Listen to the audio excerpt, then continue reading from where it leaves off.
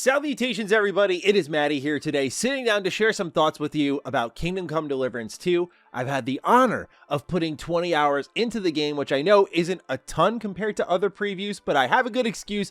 I got a really late start. So I got my review code at the same time as everyone else, so everyone was like, yeah, we get a month to play this game, but me, I get about 2 weeks because it took Warhorse about 2 weeks to actually whitelist my account to start playing. So these are my thoughts after really about a week with Kingdom Come Deliverance 2. And I'm excited to share some thoughts with you, ladies and gentlemen, because this is one of my most anticipated RPGs of this year. For those of you who are Mr. Matty OGs, you know we covered KCD 1 a ton. It was one of the rare games we did guides and tutorials on. Yes, even that godforsaken lock-picking minigame, which is much better here in this sequel. But diving into KCD 2, I was surprised by a few things. Overall, if you are looking for more Kingdom Come Deliverance, you're going to love this game. The production value is better. The writing is better. The world is incredible. It's super interconnected. The side quests are well thought out.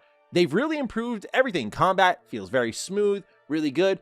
But I've learned this time around that because it's been so long really since KCD 1, that my tastes have evolved and this game has had to beat me over the head multiple times, make me bend the knee and just accept what it is. So if you're looking at this sort of as a newcomer, I'll warn you with this. As someone who knows what to expect from KCD 2, I felt it was tough to fall back in love, right? It was that relationship that I was just struggling to remember, why did I like you in the first place? But as you get deeper, you start to understand more of what makes this game special. So I have a lot of thoughts to share. Ladies and gentlemen, if you're new here and you're into what's going on when it comes to KCD 2, I'll have a full review out later on, so stay subscribed here for that. But let's just talk from top to bottom. I do want to focus on the pros first and foremost. Really what I love most about this game is how interconnected this world really is. A lot of times when people describe a world being interconnected, they say feel. It feels interconnected, but the difference is KCD 2 truly is. So upon opening up the game, my adventure starts off after a little bit of a slow prologue we'll talk about later. You get to this little hut in the middle of the woods and you're just getting your bearings right now. You think a nice woman is taking you in, but later on in the game, I find out about a great side quest that connects to a nearby town, which I was also managing a separate side quest. All these different people, they're not just NPCs inhabiting this world, but individuals with relationships and feelings about one another. It truly is a very believable world. And while there are moments in the side content that I'll also highlight here that I was not a fan of, really what this game does so well is that the world actually truly is alive. Like completely. Everyone has their own little patterns. Everyone has their own thoughts and feelings and reactions to things you're doing, whether you're covered in dirt or you're hammered or you're covered in blood, individual reactions to that. So this just is a living, breathing world. It feels like it is a world that you can really bite into. And that's also driven by its gameplay mechanics that you've likely heard about already. What you have here in Kingdom Come Deliverance 2 is pure realism. This is what I like to call the Dan Vavra special, right? So this is an individual who is really known to be influential in the early days of the Mafia series, where that's a game that, hey, if you're speeding, the cops are going to go ahead and track you down, right? And that was the little wrinkle that made Mafia so special for myself and others on top of its amazing, intimate stories. And you get a lot of that flavor here in Kingdom Come Deliverance in this fantasy world. So the realism, it's focused on sleeping, eating, taking care of yourself. Oh, you fell off a cliff. You don't get to just ride down the side of a cliff like it's Skyrim and use all those blocking volumes to your advantage. No, not quite the case here, actually. You're going to slip and you're going to break your legs, and you're going to get annoyed at only yourself. But also kind of the game is going to be like, why'd you have to punish me? I just wanted to get to that place a little bit quicker, and I was trying to sneak around, but this is what I talk about the game making you bend the knee. Because at first I was getting very annoyed with the game. I'm like, dude, come on. I want to get there a little bit quicker, but you got to check your patience. There's a few things that KCD just demands out of you that I know if you played these games, you already know this. But again, for the newcomers, patience is absolutely number one. And I'd like to consider myself a patient gamer, but when I'm trying to hoof it back and forth between a particular side quest, and I feel like that side quest isn't very good, I might try to take a couple of shortcuts. And this game will make sure you feel the pain of doing that. That's for damn sure. The other thing it demands out of you is your attention. You pay attention to your surroundings and you start to observe and notice the things I'm documenting here nice and early. Is like this world truly is alive. But also the realism goes into the iconic sword fighting that you find here in KCD. So it's not just an action game in first person. This is a game where if you're doing a 1-on-3, it's pretty risky. It's a really risky play, unlike other games where it's 1-on-15, you're like, no problem. I mean, each have their own fun factors. I'm not dogging one over the other, but a lot of people prefer this feel because the stakes are so high. Why are the stakes high? Realism mechanic, number 40,000. It's the savior schnapps again. So for those who have not played KCD, this is the potion you'll drink to be able to actually manually save your game. Now, this is a have your cake and eat it moment for KCD 2 that happens a few times to, I think, the detriment of the game. I, for one, am in defense of the current save system. I loved it in the first game. Now, what you have here in KCD 2 is something they also had in KCD 1, exit saving. You have manual saving. You can sleep in a nice bed and that'll also save the game. And there are times during certain quest steps that the game will also auto-save. So it's got all of these different modern design philosophies, except the one thing, which is just being able to pause and save your game. And so while you can go and find a nice bed, you sometimes have to pay for it. And especially in the early goings when you have zilch in terms of groshens, yeah, finding save points is tough. And so what are you going to do? You can go ahead and make fun of me in the comments. I know y'all do it, but guess what?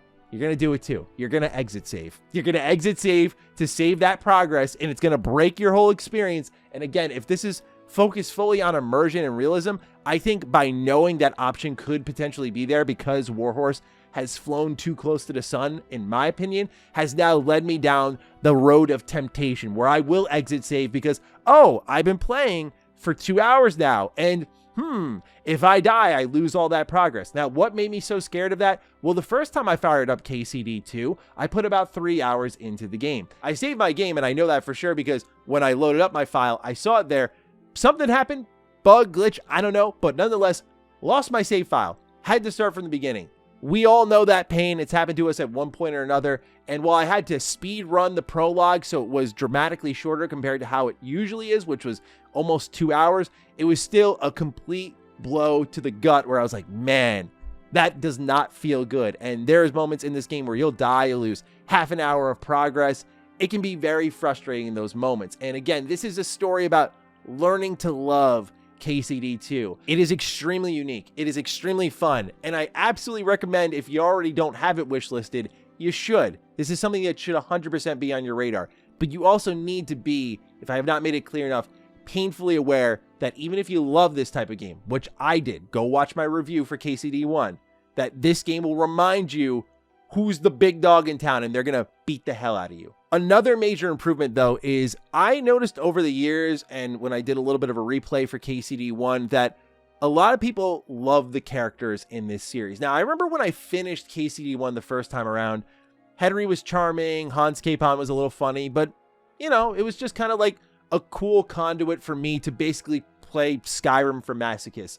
Now, what you have here in KCD 2 is, I think, a much more established set of relationships, amazing writing. Like, this game is hilarious. I don't want to show you any of the scenes and be like, here, see for yourself like I have in the past. I want you to experience some of the absolutely incredible laugh out loud moments that this game has. You know how before the launch of KCD 2, they had the actors of Henry and Hans going around and getting into all types of shenanigans? It's a really great depiction of what you can expect in the main story. It has a lot of heart. It's a lot of fun. Like, what trouble are we going to get into now? How is this going to go? Unexpectedly terrible, but there's emotion in it too. I do really feel like this is going to be a story we talk about for a while if the early indicators are anything to go by, because it really is authentically funny. It is well acted. I think the motion capture is brilliant. I do even think that the character models look way better. Like, this just feels like no longer is this the kind of ambitious Kickstarter project. They took those 8 million copies sold and poured it all into this game. And I think it's well worth it because this feels like Kingdom Come Deliverance truly realized. I don't feel like the first game felt compromised, but this second game just feels unhinged. Now, why is that, you may be asking? Well, I've already broken down a lot of the mechanics you're familiar with, but it really does come down to these side quests once more I got to return to. It's not just the quality of them and how they bring the world to life. It's also because in these side quests, what'll happen is you'll think it's like a simple 1, 2, 3. And that'll go into, as the quest steps are laid out in letters, I had a quest go down to step P. That's insane. That is a ridiculous amount of steps where you think you finished the job and they're like, no, Henry, I got one more thing for you. And then it tails off into this set of characters and they have their own quest line. Again, it brings this world to life in a way that is truly meaningful, but some side quests can fatigue you a little bit. That's something you should be aware of. Even as someone who loved most of the side quests, I did have one that did not feel worth the time. I'm not going to spoil it, but basically what happened is I had a nomad camp and I had an individual who fled the nomad camp. And for those who have played it, you know what I'm talking about then. And this side quest is a lot of this if you're watching on video, just back and forth, and it gets a little bit redundant. Now, typically when a role-playing game says, hey, we're really going to grind you down and ask a lot from you, like this turned into competitions, picking herbs out, finding specific items, breaking in, stealing, swapping items, convincing people, skill checking, like this was the whole 9 yards. And what was my compensation for my efforts but an alright story concluding in 25 groschen. Now, this is a game with choice and consequence, so there were multiple endings, multiple quest rewards. I felt like I got the medium ending, like the one that most of us are going to get, and then I proceeded to do an amazing side quest after. It took me an hour and I got 50 groschen. So I know not everything is about the reward. I know some of you don't care about that stuff, but to me, quest rewards are a big part of it. You do the side content because it feels like you put time into the game, and because of that, you got a little bit ahead of a player who's just going to mainline the main story, which is fine. Both play styles are acceptable, but I feel like when I go into the side content, this is the amount of groschen I'd spend for a bath. And we were laughing about it on Defining Duke. Like, I got a free bath out of it because sometimes I'll go there, I'll rest, I'll have my wounds tended to, and I'll be good to go, and I'll have a full health bar. That's cool and all. But for me to spend like 2+ hours on a side quest just navigating this world only for that kind of payout does feel a little bit cheapened, I have to say. And what you may notice that's different from other previews I've done in the past is that I'm a little, I can admit it, non-committal in this video. I'm not sitting here telling you everything's incredible or everything's bad. I'm in the middle because a lot of this game has yet to be seen. There's multiple open world maps. It's got that Witcher 3 moment for sure. There's a lot of character development to be seen. The grind to get your gear to a certain level and sort of open up those gameplay opportunities even more so. I'm still seeing plenty of that. This game still has that level of player creativity that's highly incentivized.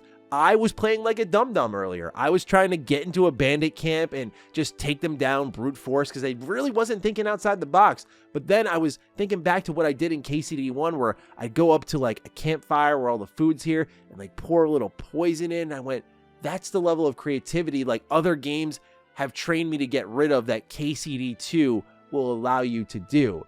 And it's unfettered. Again, the term I use is unchained. And so as I'm exploring more of those options, it is a process of falling in love more and more, which is why I was so surprised with some people out the gate being like, yeah, got 10 hours, dude, game of the year. I'm like, I want to be there.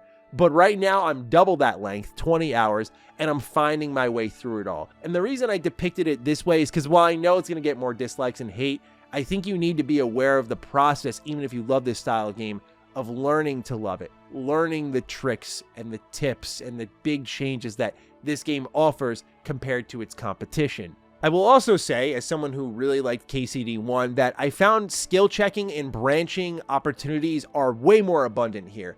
In KCD1, it felt like you were just bypassing things, but in KCD2, the true evolution here is like, hey, I was a smart mouth here, and therefore I managed to, open up this other avenue to this quest, and that in turn unlocks a quest step that wouldn't have otherwise been available to me. So it does reward your character build. Right now, my Henry is more strength focused. So I'm yelling at people, I'm beating them down. If I get into a clinch in the middle of a sword fight, I'm just shoving them off and I'm stabbing them in the back. Like, that's the type of Henry I'm building. Very forceful, very strength focused, but you can build a silver-tongued Henry. And one thing I do love about this game is it's got that beautiful Oblivion Skyrim leveling system. Leveling by doing. Hey, there was a time that I was encumbered in this game, and it was because I was absolutely hammered. And so I was wandering around, and I saw, oh, my strength just went up. That's awesome because I'm carrying around so much gear compared to my player weight. I gained strength. So there's a level of detail at even how you scale your stats that I think is really cool. And just like you'd find in these types of games, as you do more, you're going to unlock perk points and you're going to spend those perk points on various different things. This goes from, say, an opening strike when you start combat. Hey, you hit an enemy on the right side. That means it's going to be tough for them to defend on that right side over and over. So you kind of immediately identify a weakness. There's a great riposte system in this game where you'll kind of be parrying back and forth and eventually playing a game of stamina management as you're deflecting back and forth, because what you're going to get caught up in a lot in the early games is deflect. Okay, I'm striking back, and they'll deflect you, and you're like, okay, I'm deflecting them now, and then I'm counterattacking, and it's really in those moments that you just deplete all your stamina and the combat snowballs. Again, patience, rule number 1 of Kingdom Come Deliverance. But overall, I find myself enjoying it. There's moments, though, I hate this game. Not in the literal sense, but there's moments I just get so annoyed. And there's times I'm like, there's nothing like you. And I think that really is the KCD experience at the end of the day. So how that develops from hour 20 and on, I'll let you all know when the review is out. But until then, keep it locked here. Let me know your thoughts on KCD 2 down below. Other than that, have an excellent day, ladies and gentlemen. And I'll catch you next time around. Stay sexy, stay active. I love you all. Peace.